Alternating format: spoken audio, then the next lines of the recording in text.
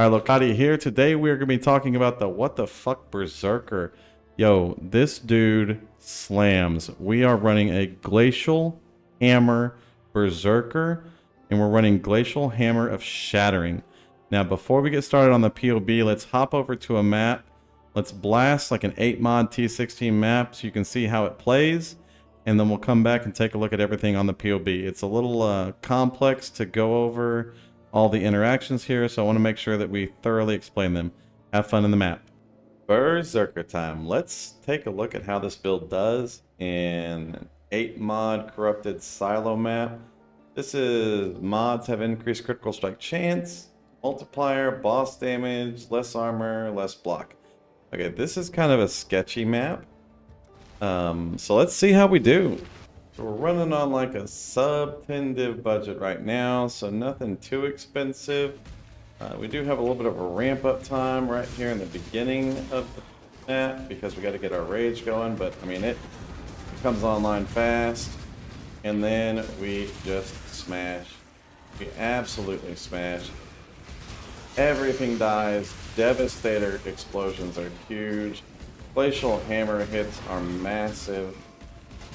It is so fast. We leap slam with like 80% attack speed. Flies. We're relying on rage for most of our damage, blitz charges for the rest of our damage, and then we're actually just using like a 5C ornate mace right now. So very, very, very strong to build on the cheap, and the clear is just so much fun. I always love melee builds, and I even love melee builds more whenever they wipe the whole screen in one hit instead of just killing what's in front of you. So I think all in all, this Berserker is coming along very, very well. And we are running shrines here, so we're getting a little bit of a benefit from our shrines. But it's a T16 8 mod map. If you're running it, you should run shrines. Very, very simple strategy. And we do have a couple of cooldowns that we'll use on the boss. We have a tincture that we'll use versus bosses. We have Berserk, which we can use versus bosses, but we're actually primarily using Berserk to turn off rage, so we don't die from Rite of Ruin if we don't have anything around us to kill. Like, here's a boss, we turn on tincture, she phases instantly. Probably 15 mil DPS right now. PoB really does a poor job of calculating the actual damage of the build, but as long as it's calculating the damage of the hit, we've got a quick spreadsheet for calculating the actual damage of the build itself. No tincture there, instant phase, definitely somewhere around 15 mil DPS on the build as it sits right now. As far as tankiness goes, we are super tanky. We do have 65% chance to block, like 45% chance to block spell damage, and we are using a surrender, so we're getting a ton of life on block. 415 life every time we block, so our recovery on the build is very solid. Now I'll take a look at the PoB. Alright, so as you can see, this guy just flies through maps very, very well. We're running T16 8 mod maps because they are easy to showcase how we do on where the average player is, and you can obviously scale this character up very easily to smash through T17 maps. We're looking at our early budget right now on the build. Our early budget has a solid layer of defenses. This is a layer of defenses without Molten Shell. So when you take into account Molten Shell, you can see we are incredibly tanky with a huge effective health pool, huge max and LE hits, huge chaos hits, and a very reasonable life pool to support all of this. We have a tremendous amount of leech in order to counter trauma so that we can stay alive during the fight. And in between fights, we can use Berserk to shed all of our rage if we're running into a dry area in the map so that we don't die to Rite of Ruin, which degens us for all the rage that we have. We have a large enough mana pool to sustain all of our tincture time, as well as to easily manage our mana through mana leech on hit. We have a little bit of ward here so that we can shrug off some very, very small hits. And then we have a tremendous amount of rage. And then down here, we are running about 80% block chance and spell block chance. So very, very good defenses to stay alive through the map and keep blasting. Now you can see down here the damage is 17 mil DPS. And we're going to talk about that in a second. This guy does so much more than 17 mil DPS. But PoB does not understand how Glacial Hammer of Shattering works, nor how it interacts with Ruthless and Multi-Strike. And so we're going to take some time to go over that. First, we're going to go over to items. We're going to start off with a 5 Chaos Frost Breath Ornate Mace. This thing will absolutely carry you and is a wonderful item. Next off, we're going to have a Svalin Gilded Tower Shield. This is a very popular item for the chance to block is lucky. If you wanted to, instead, you could run an Aegis Aurora or a Surrender, which give you more recovery while you're playing. But I think the Svalin is a very good choice. They usually come in 50 Chaos. We've got a helmet here that we picked up, a Fractured Helmet for, I think, 1C, and then just slammed it with a Chaos Essence to get Chaos Resistance and maximum health. We also landed another Global Accuracy on here, and then we crafted on Armor and Evasion. We've got this random, like, Astral Plate that was just lying around that had some health and resistances on it, that had a Fractured Chaos Resist. You can find these very, very cheap. These Pain Grasp Gauntlets, we actually bought an Incursion base and got really lucky with crafting on it.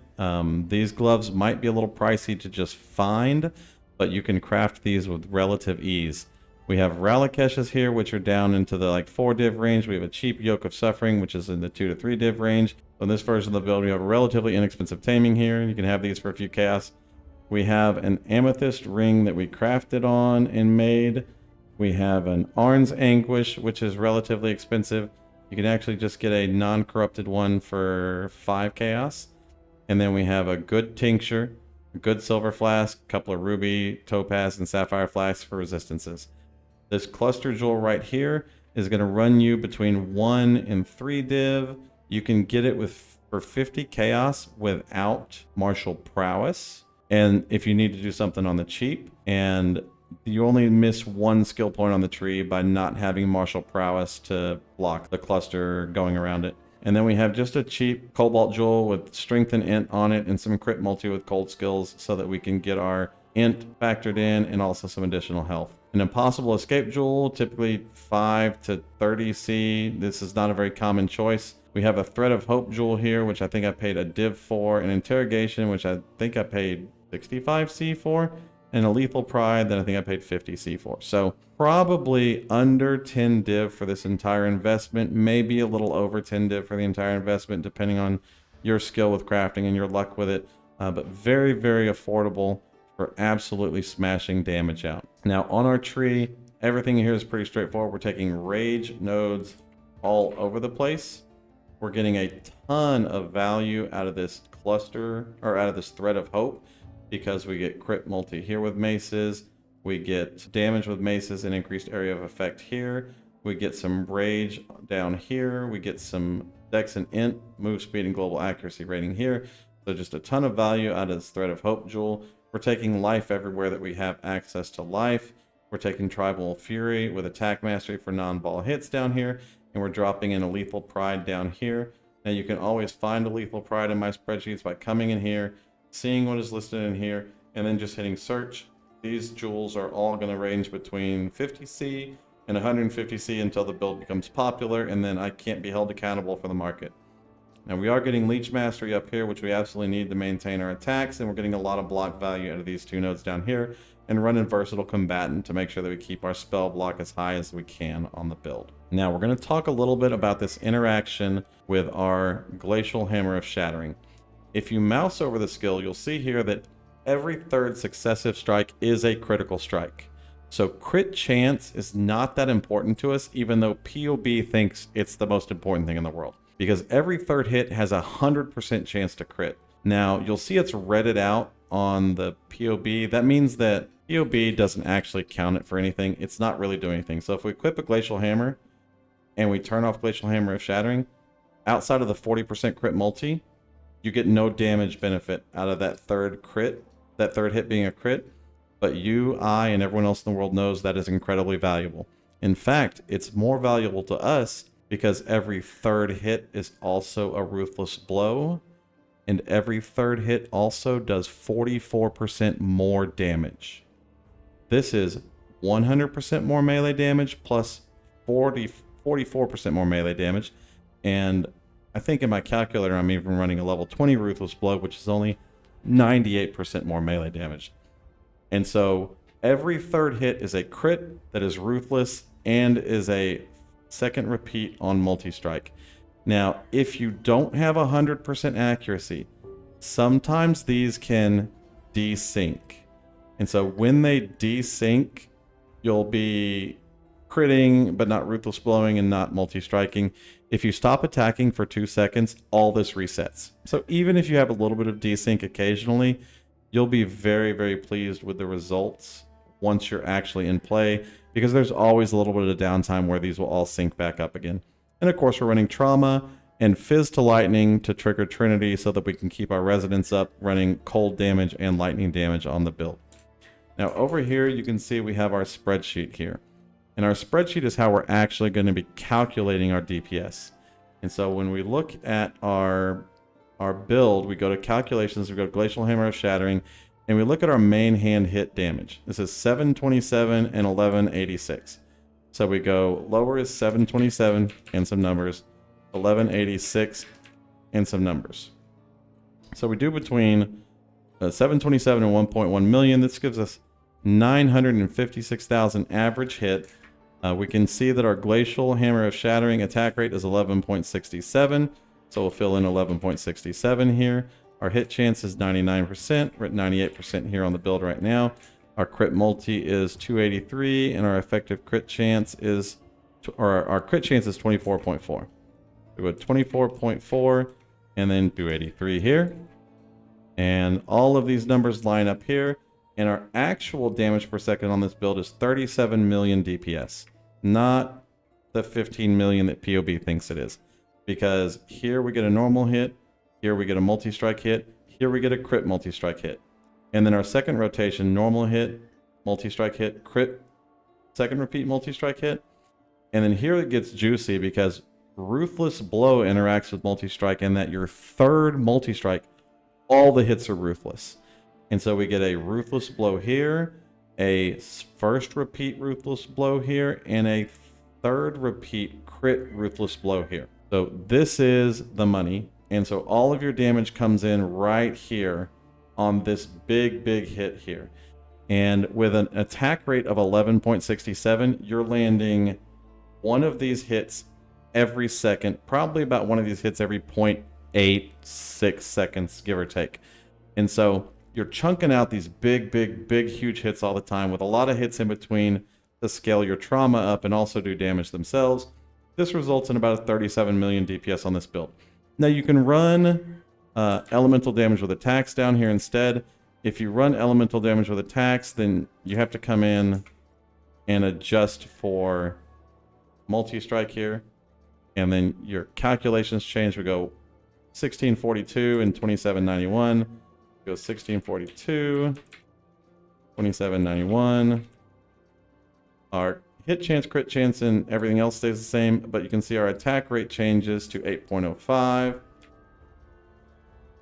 And then this gives us a net 22 million DPS. Now this is closer to the number you see in here because this is taking into account the interaction, and this one is really not taking into account the interaction well.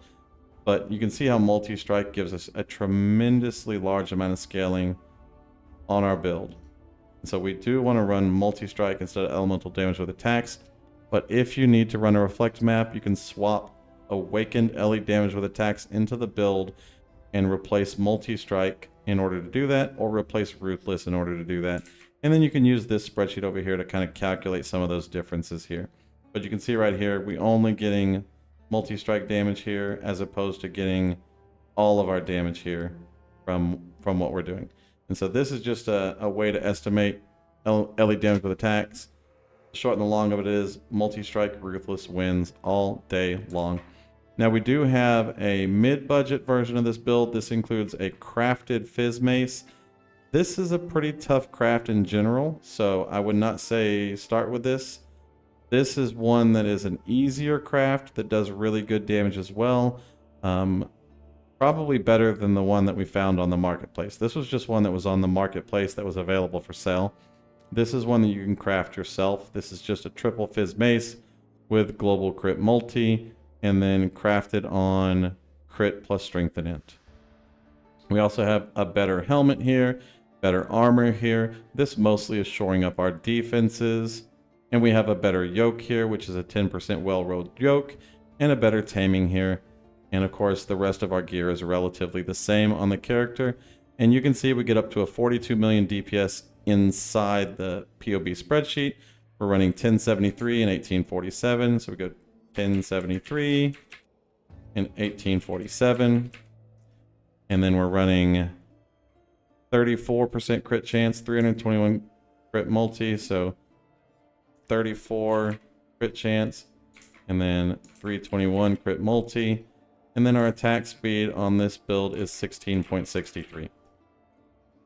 You can see on this one, we're rocking out about 95 mil DPS compared to the 42 mil DPS that is listed in here.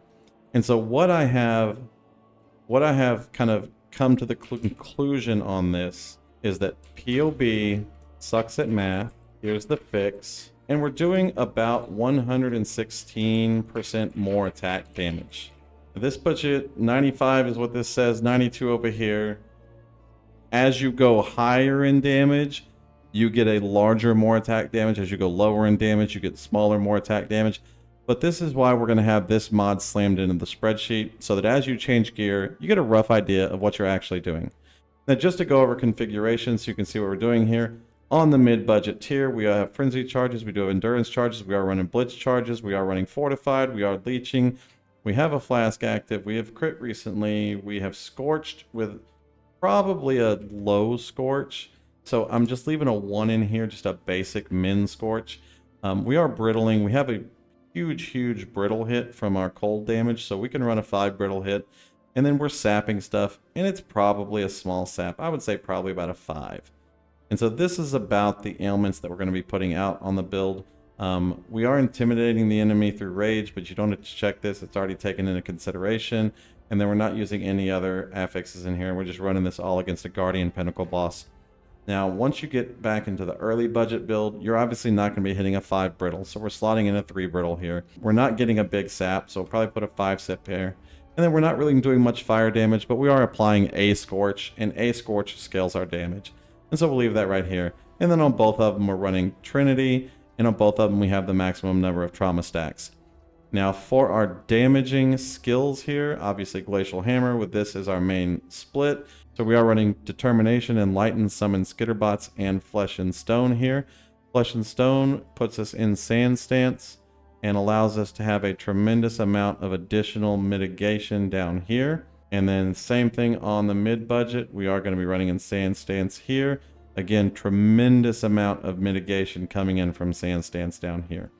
Now, if you are in the early budget guide, the skills are mostly the same, but you do want to make sure you have 21s and 20s everywhere you can. You may not have these in the early budget, so we can just look at 20/20s here to make people happier. Your arrogance may just be a 20/20. If you don't know how to 20 quality your skills, it's very simple. You just sell a gem cutter and a level 20 skill to a support skill to get a 20 back. Same thing down here. We'll flip all this down to just some regular 20/20s on the early budget build. It does a little bit of difference in the damage, but you're not going to have a huge amount of difference in your damage when you're just running the early budget version of the build here. And so this is what we're looking at as far as skills go. We'll talk about cooldowns because this is significant. We are running Vol Haste, we are running Vengeful Cry, and we are running Berserk. So when you are out of cooldowns, you are doing less damage to the tune of about 50%. So down here, we'll call it 60%. Down here, you drop to 5 million standing DPS with no cooldowns on the table here. And then with Vol Haste, Vengeful Cry, and Berserk, we come up to 13 million standing DPS. And again, we can come in here to our early budget guide and put in our modifier to account for the additional damage from our skill interactions. And so, as you can see, we still do a very significant amount of damage even outside of our cooldowns. Vengeful Cry gives us maximum rage, Berserk allows us to do a tremendous amount of damage, and Vengeful Cry allows our Berserk to run without burning our rage. And then Vol Haste obviously gives us a lot of damage from Vol Haste. We are not running regular haste, we're just using Vol Haste as an additional cooldown to scale our damage because attack speed is very, very powerful for a trauma stacking build. Now, if you have any questions about any of this, please leave comments below, come by Twitch, ask the questions. I enjoy teaching people how these builds work. I enjoy finding these really cool interactions, and sometimes we do have to do things like this so that we can show you how they work. But as you saw in the 8 mod map we ran, that was not a 5 mil DPS run. That was an absolute blasting 13 to 30 mil DPS run, and you can really feel it in play. It's a tremendously powerful class. It's really fun interactions, and hopping around smashing everything in sight is absolute loads of fun. So give the build a shot. Leave your questions below. Alright, y'all. Thanks for watching the video. As always, come by Twitch if you have any questions, or check out this video that YouTube thinks you like, or check out our latest upload over there. Peace.